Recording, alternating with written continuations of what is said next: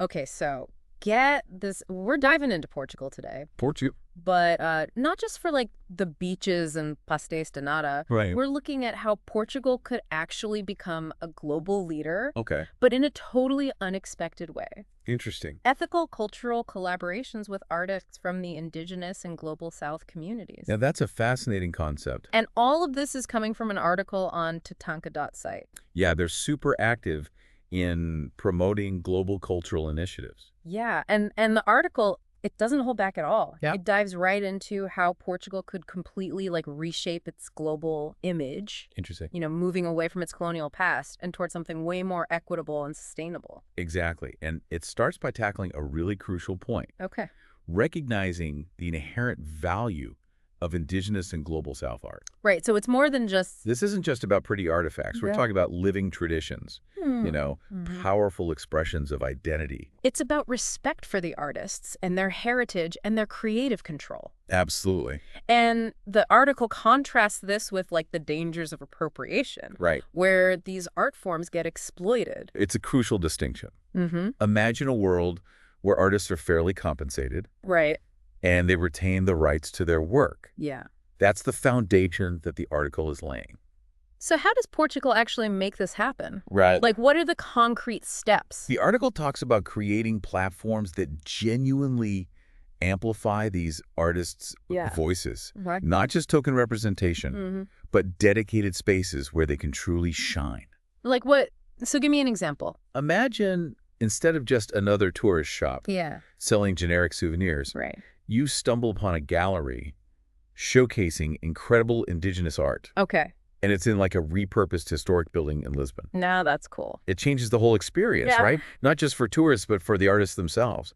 Totally. Yeah, it's like you're giving them a stage, a spotlight. Exactly. And the article goes even further. Uh-huh. It suggests things like dedicated festivals and events Yes? celebrating these art forms. I love that. I would love to see a film festival Oh, yeah. curated entirely by indigenous filmmakers. Absolutely. Wouldn't that be amazing? That would be incredible. And the article even talks about government-sponsored initiatives, maybe even partnering with NGOs Yes. to help connect these artists with the international market. So it's not just about visibility. Right. It's about creating real opportunities. Okay, this is where it gets really interesting for me.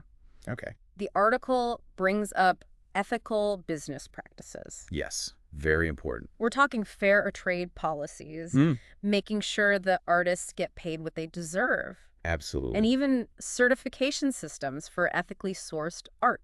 Think of it like fair trade coffee, Okay. but for art. I like that. It could be huge for you as a consumer, too. You would know that the art you're buying is supporting the artists directly, Right. not some middleman. And speaking of supporting artists, Yes. the article's take on cultural tourism is really smart. Okay. It's not just about attracting visitors. Right. It's about using tourism as a way to promote genuine exchange with the global South. Imagine experiencing Portugal through a new lens. Okay. Not just the typical tourist attraction, Right. but also like immersive cultural experiences Yeah. that showcase the richness of indigenous and global South art. I love it. It could be a game changer for Portugal's tourism industry. Okay. I am sold. Sign me up for that tour. Right. But it can't just be about economics, right? Exactly. The article stresses the importance of international partnerships. It's key. Yeah. So what does that look like? Imagine Portuguese institutions collaborating Mm-hmm. with their counterparts in the global South. Okay. Think joint exhibitions, Yeah. bringing together artists from different continents, That's cool. artist residencies Mhm. that foster creative exchange, I like it. even academic partnerships, Okay. promoting cross-cultural understanding. So it's like Portugal could become this cultural bridge, Exactly. connecting artists and audiences from all over. It's a powerful shift in how we view global influence. Wouldn't that be amazing? It would be incredible. Not about dominance, but about collaboration and shared learning. Exactly. But here's where things get even more interesting. Okay. The article dives into sustainability and innovation. Yeah. And this is where indigenous and global South artists have a serious edge. Right. They've been practicing sustainability for generations. Incredibly. Like they know what they're doing. Many of these artists already use sustainable materials and techniques that have been passed down for centuries. Mm-hmm. They have so much knowledge about living in harmony with nature. I love that idea. Yeah. And the article talks about residencies and workshops. Oh, yeah? Where Portuguese artists could learn these techniques from their global South counterparts. It's a great idea. Can you imagine the kind of innovation that could spark? Portugal could become a hub Yeah. for environmentally conscious art. I like it. A place where creativity and sustainability Right. go hand in hand. It's a powerful vision. It is. Okay, and the article doesn't stop there. Uh-huh. It gets into how Portugal can use technology to showcase indigenous and global South art to a global audience. Okay. We're talking virtual exhibitions, blockchain authentication, even NFTs. This is where Portugal's tech scene Right. comes into play. See, how would that work? Imagine experiencing an indigenous art exhibit from the comfort of your own home, Okay. knowing that the artist is getting fairly compensated through blockchain technology. I've heard a lot about NFTs. Yeah. But to be honest, I'm a little skeptical. Mm. Isn't it just another way for people to get rich off of art? That's a valid concern. Yeah. But the article argues that NFTs can actually empower artists, especially those who have been excluded from traditional art markets. Mm-hmm. It's about bypassing the gatekeepers and letting artists connect directly with their audience. Okay, I see the potential there. Yeah. But technology is only part of the equation. Absolutely. The article really hammers home the need for policy-driven change Yes. to make all of this sustainable in the long run. It's one thing to talk about ethical collaboration, Yeah. but without concrete policy changes. Right. It's just talk. The article calls for things like mandating ethical sourcing, Right. guaranteeing fair wages for artists, and Mhm. protecting their intellectual property. These are big changes, Yeah, they are. but they could have a massive impact. And it's crucial that these policies are developed in consultation Right. with the communities they're intended to serve. It can't be a top-down approach. Yeah. It needs to be a collaborative effort. The article does more than just lay out a theoretical framework. Yeah. It brings these ideas to life through a powerful personal story. I love that. Have you heard of 𝗧𝗧𝗓?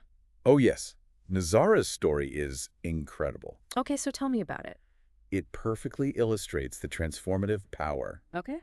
of inclusion and artistic expression. So 𝗧𝗓 is a Sudanese refugee Yes. and transgender woman It's an amazing story. who found her voice through music in Portugal. Wow. Her stories about overcoming incredible adversity and finding belonging in the most unexpected place. Imagine the strength it took to hold on to her identity Right? and her passion for music Yeah. through all that she's been through. It's truly inspiring. It is. The article talks about how she found acceptance in community Yeah. through TATANKA's Orchestra Americana. Such a cool name. What a cool name, right? And the orchestra itself Right. is a beautiful embodiment Uh-huh. of the article's vision. It's Yeah. a diverse group of musicians from all over the world, Wow. creating this incredible fusion of sounds and styles. I can just picture it. Yeah. Like Lakota flutes blending with Afro-Brazilian percussion, Oh, yeah. Portuguese fado meeting West African drums. That's awesome. It sounds magical. And for 𝗧𝗓, it was a lifeline. Mm-hmm. She was hesitant at first, Okay. unsure if she could still play after so many years. Yeah. But the orchestra welcomed her with open arms. It's amazing how a simple act of welcoming It is. can change someone's life. Powerful stuff. It's about creating spaces where people feel safe to express themselves Right. and rediscover their passions. And that's what TATANKA's Orchestra Americana is all about. Right. It's more than just music. Mm-hmm. It's a community where differences are celebrated. Yeah. And everyone feels like they belong. The article describes 𝗧𝗓's first performance with the orchestra. Oh, wow. Can you imagine the emotion she must have felt? Standing on stage at Lisbon's Teatro Nacional, Yeah. sharing her music with the world? It must have been an incredibly powerful moment. Powerful. The article mentions that she thought of her mother, who used to hum Sudanese lullabies to her as a child. Oh, wow. It's like she was bringing her heritage and her mother's love Right. onto that stage. That gives me chills. I know, right? And she also played Yeah. for every transgender woman who had ever been told her voice didn't belong. Such a powerful act of defiance. Yes. The article ends with a quote Okay. that perfectly captures the essence of 𝗧𝗓's journey. What is it? You don't need permission to belong. Wow. You already do. That's powerful. It's a message that resonates. Yeah. Far beyond 𝗧𝗓's individual story, Right. it speaks to a universal need for inclusivity and acceptance. You know, I have to admit, Yeah. I'm struggling a bit with this whole concept. Okay. It sounds amazing. Right. But is it really realistic? It's a valid question. Can Portugal really pull this off? It's easy to get caught up in the idealism Yeah. and overlook the potential challenges. I've been thinking about the logistics, Yeah. the funding, Yeah. the potential pushback. From those who benefit from the status quo. It's a lot to consider. It feels like a massive undertaking. It definitely won't be easy. Right. But the article doesn't shy away from the complexities. Okay, so what does it suggest? Yeah. What concrete steps can Portugal take to make this vision a reality? So we're talking about like big systemic change. Right. Where does Portugal even begin? Well, the article highlights the importance of strong cultural policies. Okay. Like, think about it.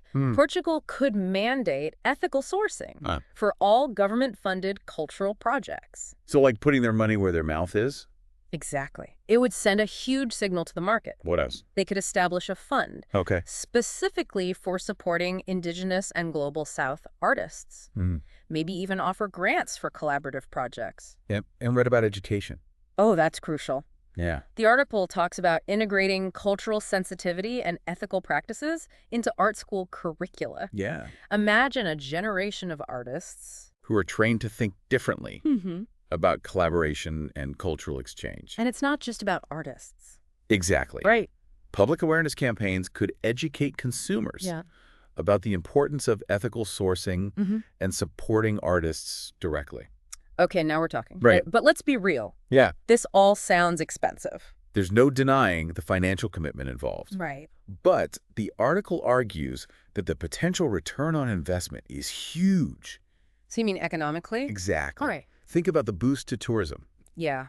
the growth of creative industries, even the potential to attract international investment. So it's not just about doing the right thing ethically. Right. It's also about smart economics. It's about recognizing that ethical cultural collaboration Yeah. isn't just a moral imperative. It's also a powerful engine for sustainable growth and development. This whole deep dive has been mind-blowing. I know. It's really fascinating. I'm starting to see Portugal in a whole new light. Me too. It's not just a beautiful country with delicious food. Right. It's a place with the potential to become a real leader Absolutely. in ethical cultural collaboration. And the best part is, Yeah. it's not just about Portugal. Right. This model could be replicated anywhere in the world. So this isn't just about one country. Exactly. It's about changing the way we think about cultural exchange globally. It's about recognizing the interconnectedness of our world and the richness that diversity brings to our lives. So as we wrap up this deep dive, Okay. I want to leave you with a thought. I like it. Imagine a world where every country embraces these principles of ethical cultural collaboration. A powerful vision. A world where artists from all backgrounds have equal opportunities to share their voices and their creativity. I love it. What kind of world would that be? That's the question. And what role can you play in making that vision a reality? Keep thinking about it. Keep exploring, keep learning, and keep diving deep. Absolutely. Until next time.